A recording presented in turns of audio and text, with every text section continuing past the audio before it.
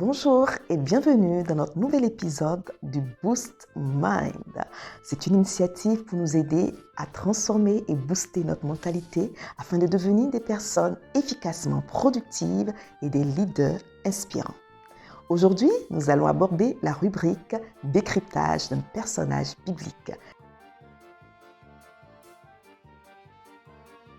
Bonjour à toutes et bonjour à tous. Aujourd'hui, nous allons parler d'un personnage dont le nom grec signifie Onésimos. Et Onésimos, lorsqu'on regarde la traduction, que veut dire ce mot veut juste dire bienveillant, secouriste et utile.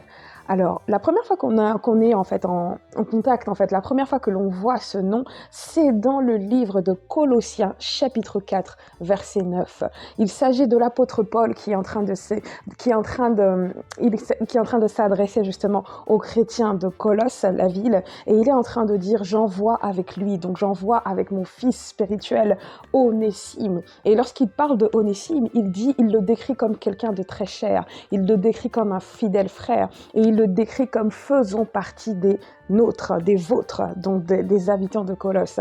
Pourquoi la particularité d'avoir choisi un personnage tel que Onésime?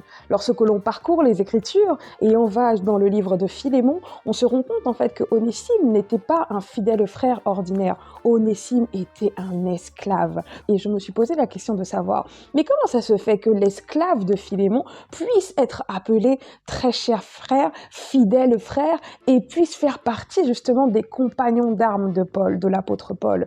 Et on voit en fait, d'après les commentateurs bibliques, Onésime était un esclave, mais qui a fui en fait son maître Philémon.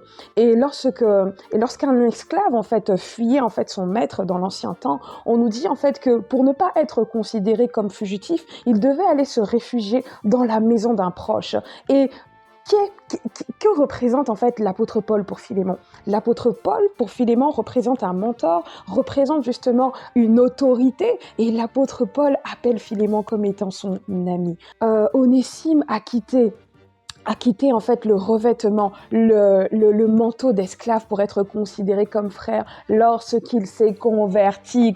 Onésime est devenu un porteur d'armes. Onésime est devenu un fidèle frère comme l'apôtre Paul l'appelle. Et la particularité en fait du livre de Philémon, c'est que dans le livre de Philémon, l'apôtre Paul supplie Philémon de reprendre en fait Onésime, non plus comme esclave bien-aimé, mais comme un frère. Comme un frère, ça veut dire en fait que il dit en gros, Philémon, écoute, à l'heure où on en est là, il a tellement porté les armes, c'est-à-dire qu'il a fait plus que des masses, il a fait plus en fait que tous ceux qui m'ont abandonné, c'est-à-dire que lorsque tout le monde était en train de m'abandonner, Onésime a montré en fait un trait de caractère que je n'avais pas trouvé. Et il ne peut plus être considéré justement comme esclave, mais il est considéré comme un fidèle frère.